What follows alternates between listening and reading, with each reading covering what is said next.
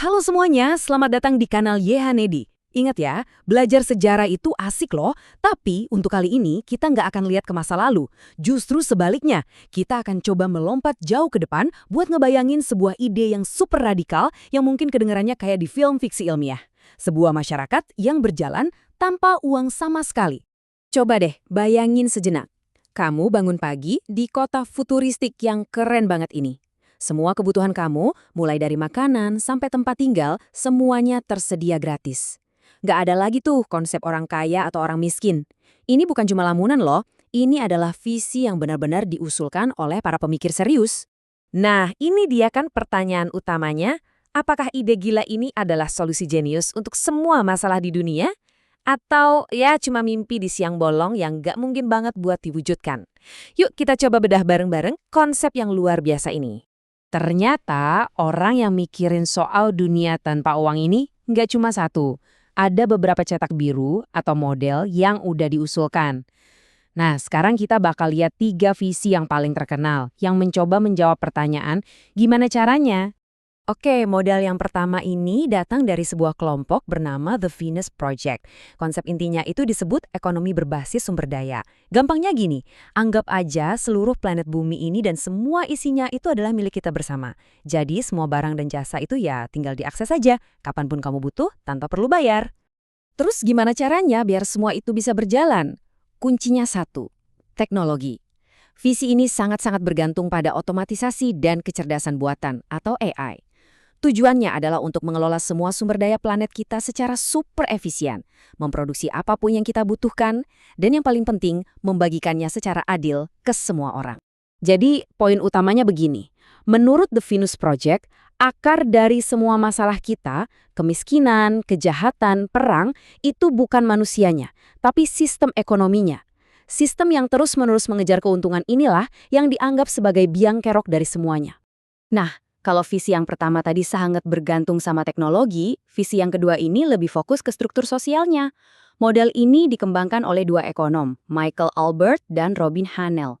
Namanya ekonomi partisipatif atau disingkat PAREKON. Tujuannya sih sama ya, dunia yang adil, tapi caranya beda banget. Jadi parekon ini dibangun di atas 4 pilar utama. Pertama, nggak ada lagi yang namanya bos. Semua keputusan dibuat bareng-bareng di Dewan Pekerja dan Konsumen.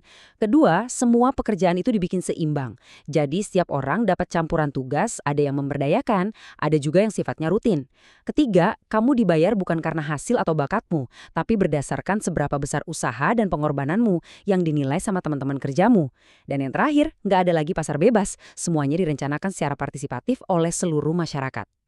Visi ketiga ini akarnya dari pemikiran sosialis klasik. Intinya gini, semua alat produksi, pabrik, lahan, teknologi itu dimiliki secara bersama-sama oleh masyarakat. Kalau nggak ada kepemilikan pribadi, berarti nggak ada lagi orang yang bisa mengeksploitasi orang lain buat cari untung. Produksi barang cuma buat memenuhi kebutuhan, bukan buat dijual. Nah, dalam sistem kayak gini, uang secara otomatis jadi nggak ada gunanya lagi. Oke. Visinya kedengeran keren dan idealis banget ya. Tapi tentu aja nggak sesederhana itu. Ada banyak banget tantangan dan kritikannya. Biar seimbang, yuk kita lihat argumen-argumen kontra yang paling sering dilontarkan. Nah, ini dia kritik pertama dan yang paling umum, soal insentif. Kutipan dari ekonom Thomas Weiskopf ini ngejelasin dengan pas banget. Pertanyaannya, kalau kita nggak dapat imbalan lebih buat hasil kerja yang lebih baik, apa dong yang bikin kita termotivasi buat kerja keras dan inovatif? Tapi para pendukung Parekon udah punya jawabannya loh. Mereka bilang insentif material itu tetap ada.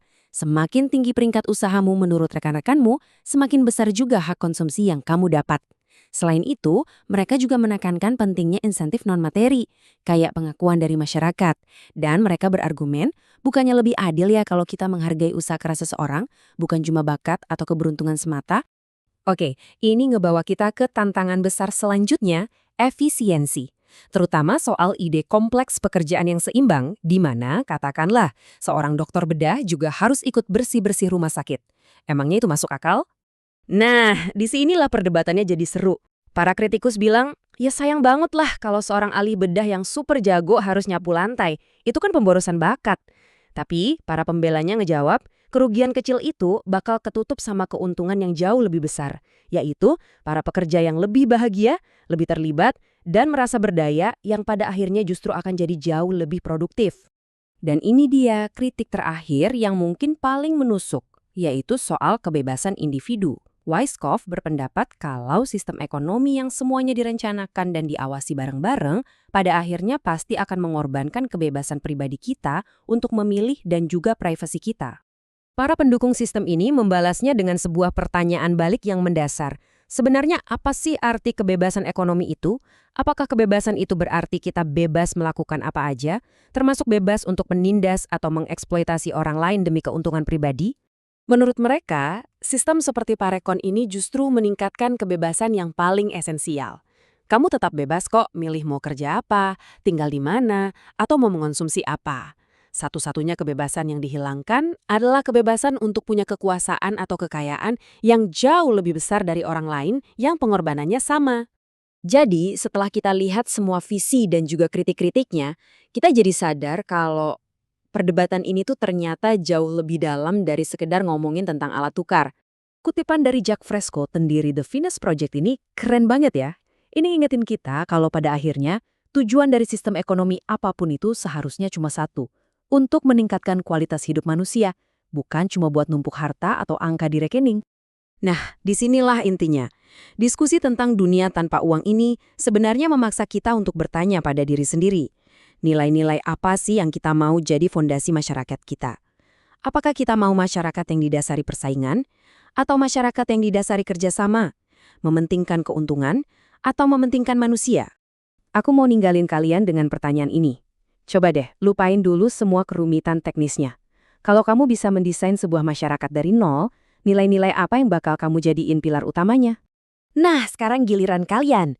Dari 3 tantangan besar tadi, soal insentif, efisiensi, dan kebebasan, menurut kalian mana sih yang jadi halangan paling besar buat mewujudkan masyarakat tanpa uang? Tulis pendapat kalian di kolom komentar ya, aku beneran pengen tahu. Makasih banyak ya udah nonton sampai akhir. Kalau kamu suka diskusi yang ngebongkar ide-ide besar kayak gini, jangan lupa subscribe kanal YH Nedi biar nggak ketinggalan konten berikutnya. Sampai jumpa